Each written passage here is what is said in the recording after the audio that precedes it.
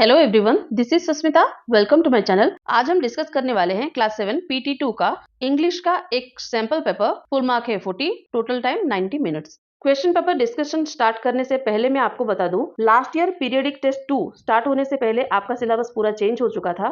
सो उसी हिसाब से मैंने क्वेश्चन पेपर अभी भी बनाया है और लास्ट ईयर भी बनाया था। सो बाकी सारे सब्जेक्ट्स के क्वेश्चन पेपर अगर आप देखना चाहो तो डिस्क्रिप्शन में मैंने लिंक दे दिया है, आप जाके चेक कर लो और सारी वीडियोस अच्छी तरह से देख के प्रैक्टिस कर लेना। तो सबसे पहले देख लेते हैं हम क्वेश्चन पेपर का pattern. This question paper is divided into 3 sections. Section A reading 10 marks का है, section B writing and grammar 10 marks का, सेक्शन सी लिटरेचर 20 मार्क्स का। स्टार्ट करते हैं हम सेक्शन ए से। Question number 1, read the following passage carefully and answer the questions that follow. A smile, smile what is simple and innocuous word. Smile एक कितना simple सा innocuous, innocuous mean नुकसान ना पहुंचाने वाला, नॉट हार्मफुल। स्माइल एक simple सा word है, नॉन हार्मिंग है, but how meaningful and powerful it is. लेकिन ये कितना मीनिंगफुल है, कितना पावरफुल है। Smile means more than it appears to the viewer. देखने वाले के लिए स्माइल खाली एक स्माइल नहीं होता है, बहुत ज्यादा डीप मीनिंगफुल होता है, एक इमोशनल बॉन्डिंग कनेक्ट करता है ये। The word smile reminds me of Mona Lisa's enigmatic smile. Enigmatic मतलब मिस्टीरियस। जब भी मैं स्माइल वर्ड सुनता हूँ ये मुझे याद दिलाता है मोनालिसास एनेग्मेटिक स्माइल। मोनालिसा का मिस्टीरियस स्माइल जो है वो मुझे याद दिलाता है। A smile on the face can be ironical और जीनियल। ये जीनियल है, जीनिटल नहीं, करेक्शन कर लीजिए। आयरनिकल मीन्स जब हम नेगेटिव एटीट्यूड में स्माइल देते हैं ना, घमंड दिखाते हुए, that is ironical smile. And genial smile means friendly smile. So जब भी हम हंसते हैं, स्माइल करते हैं, that may be ironical, that may be genial, that may be pleasing or contemptuous. Contemptuous means insulting. Smile हमको खुशी भी दे सकती है या फिर insulting फील भी करवा सकती है। But here we are concerned with the genial and healthy smile. But हम यहाँ पे पढ़ेंगे genial healthy smile के बारे में। That unarms even the most hostile. Hostile means enemy. सामने अगर enemy भी खड़ा है तो उसको हम निहत्था कर सकते हैं। स्माइल में इतनी पावर है। When one is depressed or in pensive mood. Pensive mood means serious mood. जब कोई डिप्रेस मूड में होता है या फिर सीरियस मूड में होता है, face with a gruelling and painful situation, कोई पेनफुल सिचुएशन को आप फेस कर रहे हो। ग्रुएलिंग मींस डिफिकल्ट सिचुएशन, कोई डिफिकल्ट और पेनफुल सिचुएशन का सामना अगर आप कर रहे हो, it is the smile only, ये एक स्माइल ही है, दैट अनलोड्स द टेंशन, जो कि हमारे टेंशन को अनलोड करता है, टेंशन को दूर भगाता है। Weighing on the head of a person, एक इंसान के सर पे जितना भी टेंशन होता है ना, एक स्माइल से वो दूर हो जाता है। सिचुएशन कैसा भी हो, उसको अगर ठीक करना है तो एक स्माइल ही काफी है, जो कि हमारी सारी टेंशन दूर भगा देता है। It is the enlightened individual only who will give genuine expression to a genial smile. Enlightened individual मतलब ज्ञानी व्यक्ति, एक ज्ञानी व्यक्ति ही है जो एक जेन्युइन एक्सप्रेशन देता है टू ए जीनियल स्माइल।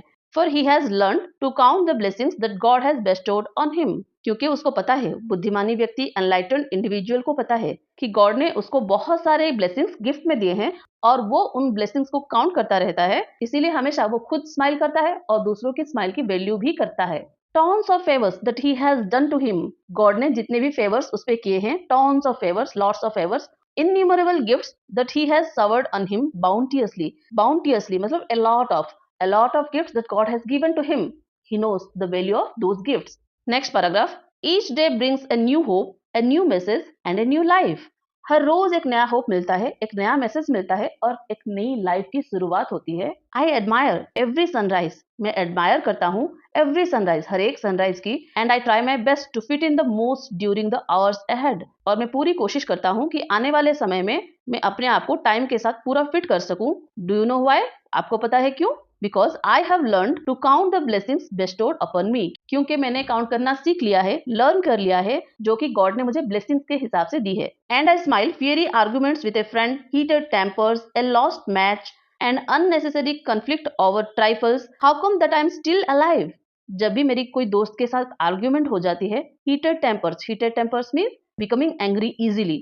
जो लोग जल्दी जल्दी गुस्सा हो जाते हैं ना, तो उनको देखते हुए, a lost match, जब भी कोई मैं मैच हार जाता हूँ, एन अननेसेसरी कन्फ्लिक्ट, जब भी कोई अननेसेसरी कन्फ्लिक्ट हो जाता है, झगड़ा हो जाता है, ओवर ट्राइफल्स, ट्राइफल्स मीन छोटी छोटी बातों पे, जब छोटी छोटी बातों पे किसी के साथ झगड़ा हो जाता है, किसी का गुस्सा बढ़ते हुए मैं देखता हूँ, दोस्त के साथ झगड़ा होता हुआ देखता हूँ, आर्ग्यूमेंट्स होता हुआ देखता हूँ, तो फिर भी मैं स्माइल करता हूँ।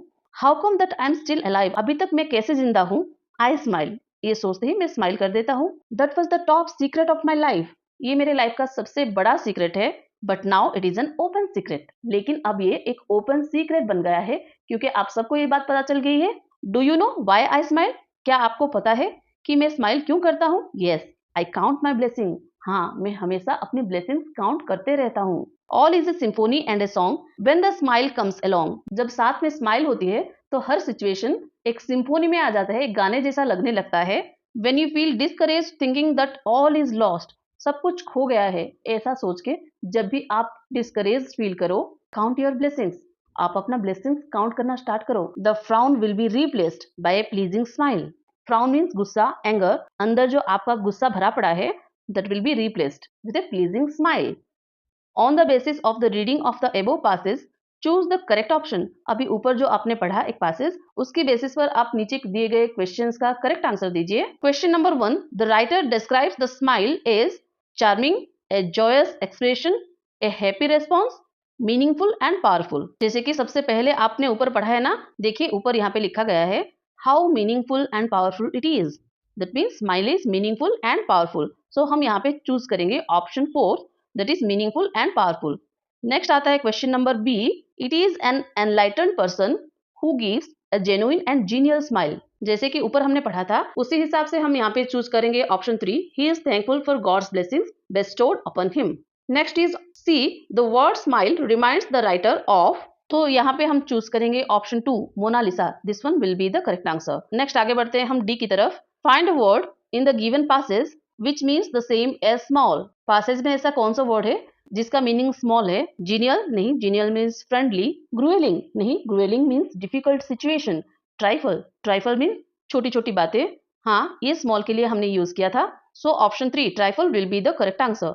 Next E, find a word in the given passage which is antonym of the word curse. Curse का एंटोनिम वर्ड जो है, जो कि हमने पैसेज में यूज किया था, वो बताना है। पहला है फ्राउन। फ्राउन मीन्स एंगर नहीं, कर्स का अपोजिट एंगर नहीं होता है। ब्लेसिंग्स, यस, कर्स का अपोजिट है ब्लेसिंग। तो यहाँ पे हम सिलेक्ट करेंगे second one, blessings. This one will be the correct answer.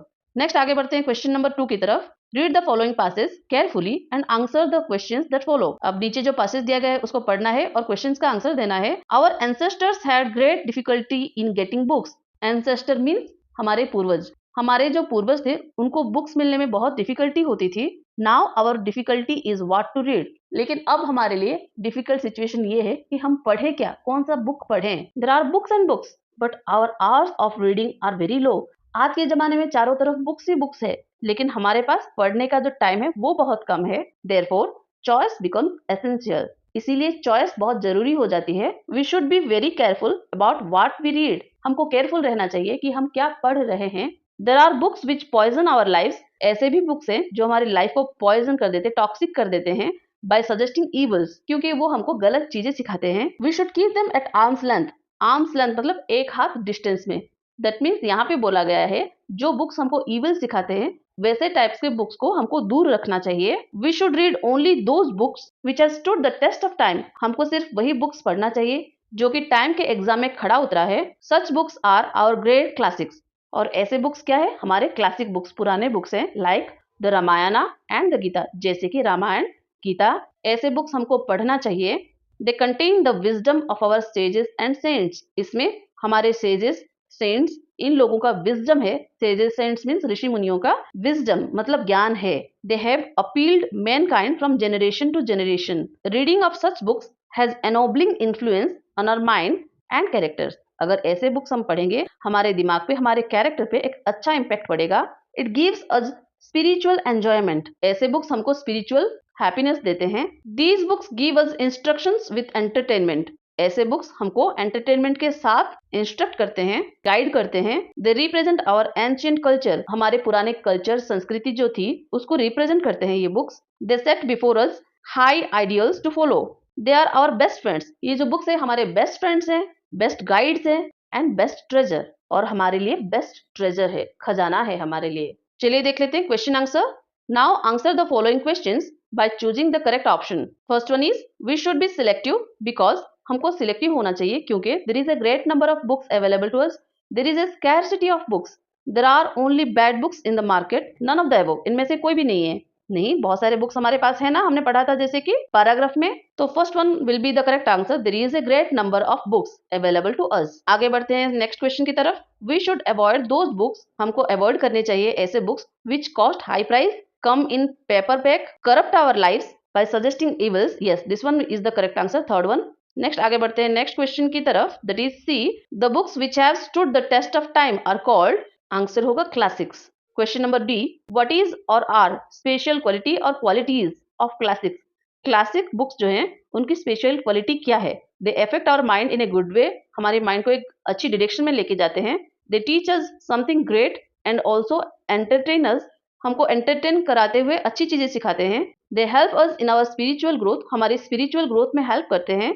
All of the above, हाँ, ऑप्शन 1, 2, 3 तीनों ही करेक्ट है। So option 4 all of the above, this one will be the correct answer. Next आगे बढ़ते हैं question number E की तरफ। An expression in the passage which means good effect, passage में ऐसा कौन सा वर्ड लिखा गया है जिसका मीनिंग है गुड इफेक्ट? सो यहाँ पे होगा second option, ennobling influence, this one will be the correct answer. आगे बढ़ते हैं सेक्शन बी की तरफ, राइटिंग एंड ग्रामर पोर्शन है ये। Question number 3, write a letter to the editor of the Times of India about the garbage and bad condition of your locality. The Times of India, ये जो newspaper है, इसके editor को आपको एक letter लिखना है about garbage and bad condition of your locality. तो चलिए देख लेते हैं कैसे हम लिखेंगे लेटर टू द एडिटर। सबसे पहले तो हम लिखेंगे अपना एड्रेस, जैसे कि मैंने यहाँ पे लिखा है 23 आदर्श colony, new Delhi.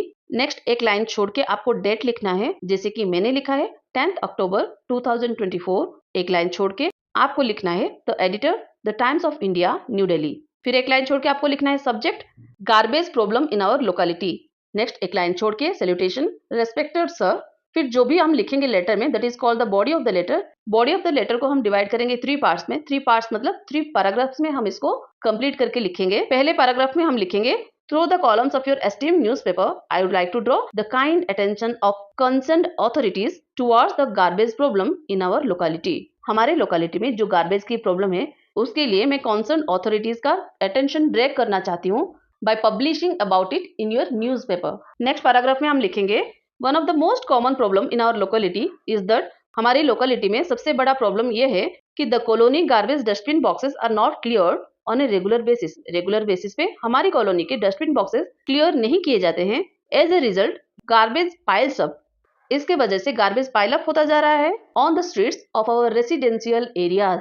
This creates an unhealthy environment around us, इसके वजह से हमारे चारों तरफ की एनवायरनमेंट अनहेल्दी हो रहा है। The foul smell of rotten trash attracts the insects and mosquitoes, इस गार्बेज के वजह से जो भी रोटन स्मेल, जो भी फाउल स्मेल आ रहा है, वो इंसेक्ट्स को, मस्किटोज को अट्रैक्ट कर रहा है। दिस में cause diseases like dengue, malaria etcetera, इसके वजह से हमको डिजीजेस हो सकते हैं जैसे कि dengue, malaria. On behalf of my community citizens, मेरी कम्युनिटी सिटीजन की तरफ से आई रिक्वेस्ट, मैं रिक्वेस्ट करता हूँ the relevant municipal authorities to take immediate steps to clear the garbage of our locality and also to ensure regular removal of garbage from our locality. और वो ensure करे, बात पक्की करे कि हमारे एरिया से रेगुलरली गार्बेज कलेक्ट हो रहा है या नहीं।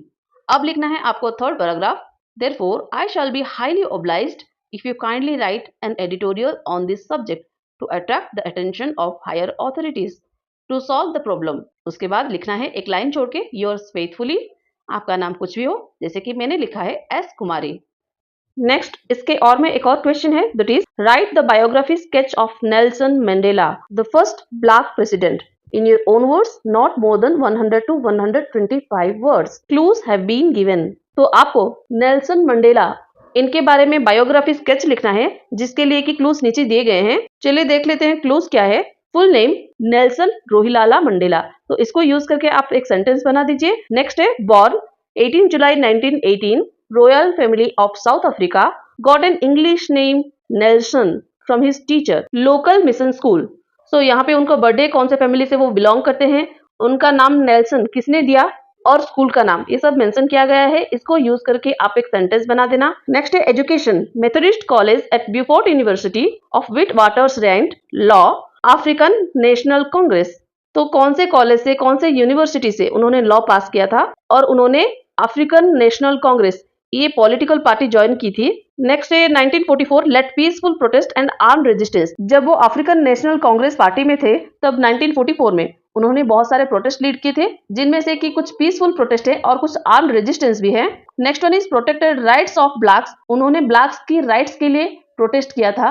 नेक्स्ट है convicted of ओवरथ्रोइंग the government. Convicted मतलब कोर्ट जिसको दोषी मानता है, हम उसको कन्विक्टेड बोलते हैं। तो कन्विक्टेड ऑफ ओवरथ्रोइंग, ओवरथ्रोइंग मतलब गवर्नमेंट को हटा देना, सत्ता से हटा देना। तो गवर्नमेंट को ओवरथ्रो करने के लिए उनको कन्विक्टेड अनाउंस किया गया था। नेक्स्ट है इम्प्रिजन फॉर 27 ईयर्स। उनको 27 ईयर्स के लिए जेल के अंदर रखा गया था। Next elected first black president in 1994 में उनको फर्स्ट ब्लैक प्रेसिडेंट इलेक्ट किया गया था। Sixth one is retired from politics in 1999। उन्होंने 1999 में पॉलिटिक्स से रिटायरमेंट ले लिया था। Continued working for world peace, फिर भी उन्होंने वर्ल्ड पीस के लिए काम करना कंटिन्यू रखा। Last one is founder the Nelson Mandela foundation AIDS awareness, और वो नेल्सन मंडेला फाउंडेशन के फाउंडर हैं, जिसका मेन काम था एड्स अवेयरनेस, इस पे ज्यादा फोकस किया गया था। Next died 95 years age in 2013। 95 years age में उनकी डेथ हो गई थी इन 2013। अवार्ड्स, कौन कौन से अवार्ड्स उनको मिले थे? भारत रत्न इन 1990, नोबेल पीस प्राइज इन 1993।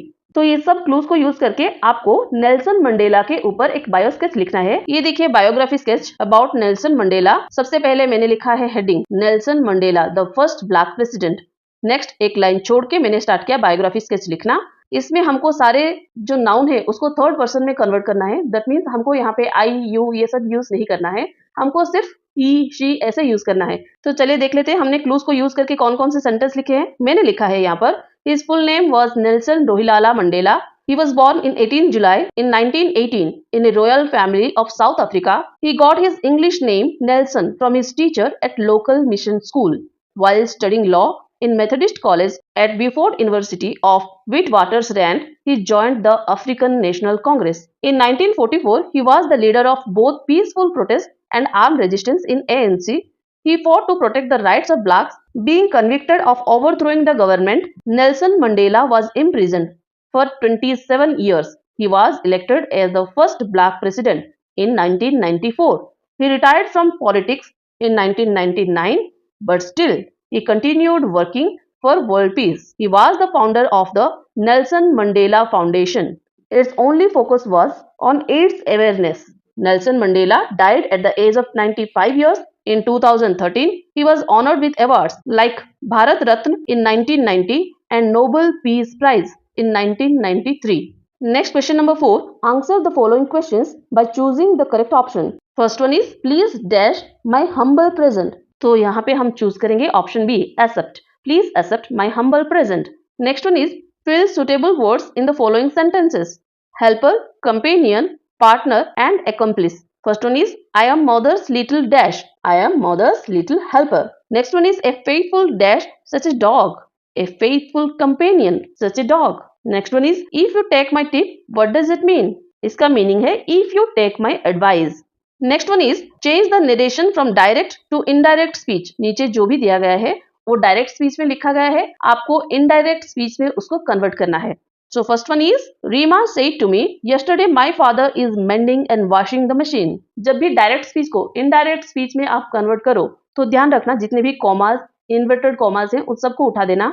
अगर सेड लिखा है तो उसको टोल्ड में कन्वर्ट कर देना। जैसे कि यहाँ पे लिखा है रीमा सेड टू मी, तो मैं इसको कन्वर्ट कर दूंगी सेड को टोल्ड में। रीमा टोल्ड मी, कॉमा उठा दूंगी। दट बीच में लगाना है, that Reema told me that. Yesterday my father लिखा है तो यहाँ पे माई को उठा देंगे और लिखेंगे her. Yesterday her father, is के बदले लिखेंगे वाज, तो बन जाएगा yesterday her father was mending the washing machine. Next one is he said to me I have reached at the railway station. Said को हमको कन्वर्ट करना है टोल्ड में। ही टोल्ड मी दैट, आई को कन्वर्ट करेंगे ही, हैव को convert करेंगे had में। अब लिखते हैं sentence he told me that he had reached at the railway station. Next बढ़ते हैं सेक्शन सी की तरफ। Question number 5, read the following poetry extract carefully and answer the questions that follow by choosing the correct option. Poem का part है he got out of the ladder from the garden shed, it slipped, he landed in the flower bed.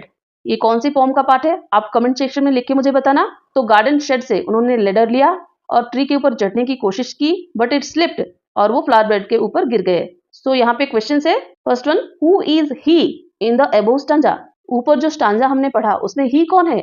Daddy है, तो हमको लिखना है answer में in the above stanza he is the dad.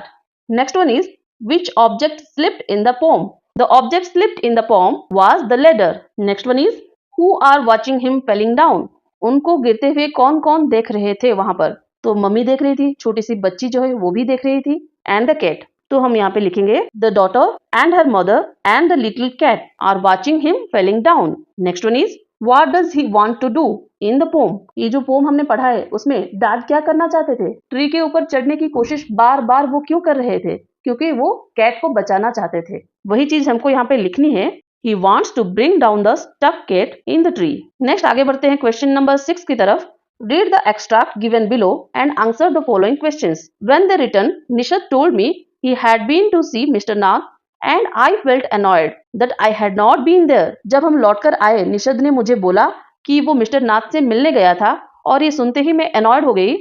annoy करना मतलब गुस्सा करना। So I felt annoyed। क्यों? क्योंकि मैं निशद के साथ मिस्टर नाथ को मिलने नहीं जा पाई। Sevin had been quite upset about Mr. Nath's gaunt appearance and was sure that he was starving। जब से मिस्टर नाथ से मिलके आया है, सेविन बहुत अपसेट सा है about his gaunt appearance। gaunt means very thin। Mister Nath बहुत थिन थे, बहुत पतले थे, दुबले थे, तो उनको देखते ही सेविन को लगा कि वो बहुत पतले हैं because he was starving, क्योंकि वो भूखे थे, और ये चीज सोच के वो बहुत अपसेट था। He told me that he knocked loudly on Mr. Nath's door that evening and said, "Open the door quickly, Mr. Nath। Mr. Nath जल्दी दरवाजा खोलिए", ऐसा उसने बोला। तो क्वेश्चन यहाँ पे ऐसा है, Why Nishad went to Mr. Nath's place for? Nishad mister Nath को देखने क्यों गया था? To look for his marbles, अपने मार्बल्स ढूंढने। To look into the trunk in his room, mister Nath के रूम में जो ट्रंक था उसको देखने के लिए। To give him a bar of chocolate, to be friend with him, यहाँ पे be friend अलग अलग शब्द है। To be friend with him या उनके साथ दोस्ती करने के लिए। तो यहाँ पे करेक्ट आंसर होगा option C, to give him a bar of chocolate. Next one is find one word from the above lines which is antonym of fat. Fat का एंटोनिम कौन सा है आपको यहाँ पे बताना है। तो यहाँ पे होगा answer option C, gaunt. Next one is what was Nishad's reaction after returning from mister Nath's place. Mister Nath को मिलके जब वो लौट के आया तब निशद का रिएक्शन कैसा था। Option A, he was pleased for being there, he did not give any reaction, he was disappointed for not being invited in, he was thrilled for being able to took into the trunk। यहाँ पे होगा correct answer option C, he was disappointed for not being invited in। Next fourth one is why Maya did not go there। Maya वहां पे क्यों नहीं गई? क्योंकि उस दिन माया इवनिंग में अपने स्कूल फ्रेंड्स के साथ टाइम स्पेंड कर रही थी, इसीलिए वो निशद के साथ नहीं जा पाई। वही हम लिखेंगे यहाँ पर, माया did not go there because she was spending that evening with her school friends and Sevin went alone to the clinic with his mother। Next आगे बढ़ते हैं क्वेश्चन नंबर 7 की तरफ। Answer any 4 of the given questions in 30 to 40 words. First one is what are Wonka Vite and Vita Wonka. So Wonka Vite एक ऐसी magical पोशन है जिसको पीते ही लोग यंग हो जाते हैं, लेकिन विटा वोंका इसको पीते ही लोग बूढ़े हो जाते हैं, ओल्ड हो जाते हैं। वही हम यहाँ पर लिखेंगे, Wonka Vite is a magical potion which makes people younger, but it is too strong, so some people disappear because their age becomes minus। On the other hand, Vita Wonka is a magical potion which makes people older। Just 4 drops of it can change a brave 20-year-old boy into an old fellow of 75। So next question is, the sound produced by the talking fan is called mysterious। Why?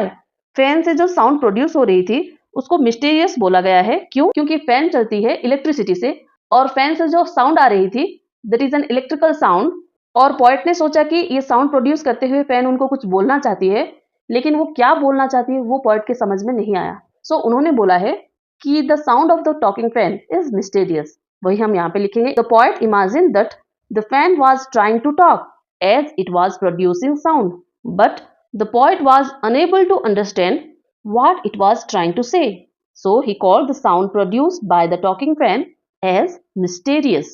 Next one is what happened at the end of the poem, Dart and the cat and the tree। So poem के end में जो cat tree में फंसा हुआ था वो वहां से निकल जाता है, लेकिन उसी पोजीशन पर डार्ट जाके फंस जाते हैं ट्री के ऊपर। तो यही हम लिखेंगे, at the end of the poem Dart was stuck in the crook of the tree and the cat was on the ground। The cat was feeling happy and satisfied at her landing. She was also smiling and smirking at Dad's fat as he had been trapped in its place. Next question. Why did Chandni had the rope round her neck? अपने नेक के चारों तरफ जो रोप था, उस बंधे हुए रोप को देखकर चांदनी को अच्छा नहीं लगता था. Why? Because बाकी गोट्स की तरह चांदनी भी फ्रीडम फील करना चाहती थी. वो भी माउंटेन्स के बीच में दौड़ के सनलाइट को एंजॉय करना चाहती थी, क्योंकि उसको अपनी फ्रीडम बहुत प्यारी थी. यही बात आपको यहाँ पे मेंशन करनी है आंसर में. Like other goats, Chandni too missed the hills. She wanted to bath in the sunlight at the hilltops. Also, she wanted to feel the refreshing breeze that blows through them. She also loved to run across these green fields, but the rope round her neck did not let her go anywhere. So Chandni hatted the rope around her neck. Next question is, what made grandfather decide to transfer Timothy to the zoo? Grandfather ने ये decision क्यों लिया कि Timothy को जू में transfer कर देना चाहिए? क्योंकि टिमोथी एक टाइगर है. जैसे जैसे वो 6 मंथ्स ओल्ड होने लगा, वो धीरे धीरे लेस फ्रेंडली होने लगा और बाकी कैट्स, हैन, इन लोगों का पीछा करने लगा और उनको मार के खा जाता था. और वो महमूद का भी पीछा करता था ताकि अगर उसे कभी चांस मिले तो उसको भी खा जाए. तो इन सब चीजों को ध्यान में रखते हुए ग्रैंडफादर ने टिमोथी को जू ट्रांसफर करने के बारे में सोचा था. At the age of 6 months, Timothy grew less friendly. He stole cats and hens and ate them up. He also started chasing Mahmoud about with evil intentions. These incidents made grandfather decide to transfer Timothy to the zoo. Next question number 8. Answer any one of the given question in 60 to 80 words. Death in an open field is better than life in a small hut. यहाँ पे but लिखा गया है, इसको correction कर लीजिए. हट है ये. चांदनी say to herself, was it right decision? Give reasons for your answer. चांदनी ने यहाँ पे जो बोला है कि death in an open field is better than life in a small hut. ये स्टेटमेंट जो है, क्या वो उसने सही बोला है? अगर हाँ, तो अपने आंसर के लिए रीजंस बताइए. सो मैंने यहाँ पे आंसर में लिखा है, life is beautiful and valuable. Life बहुत ब्यूटीफुल है, बहुत वैल्यूएबल है. To enjoy each and every moment of life, everyone needs freedom. अगर इसको एंजॉय करना है तो सबको फ्रीडम की जरूरत है. Without freedom the life becomes painful. अगर फ्रीडम नहीं मिलेगी, किसी के कंट्रोल में आप काम करने लगोगे तो लाइफ आपको पेनफुल लगेगा. We can live under someone's protection to a limited extent. Beyond that, उसके बाद we have to face the world alone. For this, we need to be brave and confident. इसीलिए हमको brave and confident होना चाहिए. This bravery and confidence comes only with freedom. अगर आपको ये bravery चाहिए, confidence चाहिए, तो आपको free होना पड़ेगा. आपको freedom चाहिए. Success or failure is a matter of luck or chance. आप success होगे या fail हो जाओगे, ये तो luck की बात है. But freedom is our prime right by birth. लेकिन birth से ही freedom is our prime right. If we lose our basic rights, we make our life worse than death. अगर हम अपना बेसिक राइट्स खो देंगे तो हमारी लाइफ जो है वो डेथ से भी खराब हो जाएगी. सो चांदनी took the right decision by saying death in an open field is better than life in a small hut. So the next question is, the bear grew up but he was a most amiable bear. Give 3 examples to prove this. यहाँ पे amiable का meaning है friendly. जो bear था वो बड़ा तो हो गया लेकिन अभी भी वो फ्रेंडली है. तो हम यहाँ पे आंसर में लिखेंगे, the bear grew up, but he was a most amiable bear. He did not dream of harming anybody, man or beast. Examples to prove this are, मैंने यहाँ पे 4 examples दिया है. आपको जो 3 पसंद आए आप वो 3 चूज करके एग्जाम में लिख देना. First one is, he used to sit outside his kennel and look amiably at the cattle grazing in the field nearby. Next one, the 3 saggy mountain ponies in the stable did not mind in the least when the bear shuffled into the stable with his mistress. Third one, the children used to ride on his back and had more than once been found asleep in his kennel between his 2 paws.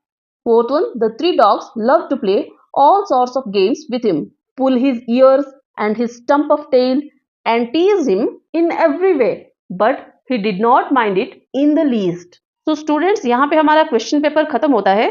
कोई भी doubt हो तो comment section में पूछ लीजिए. Video अगर पसंद आए तो लाइक, शेयर एंड सब्सक्राइब कर दीजिए. Thank you.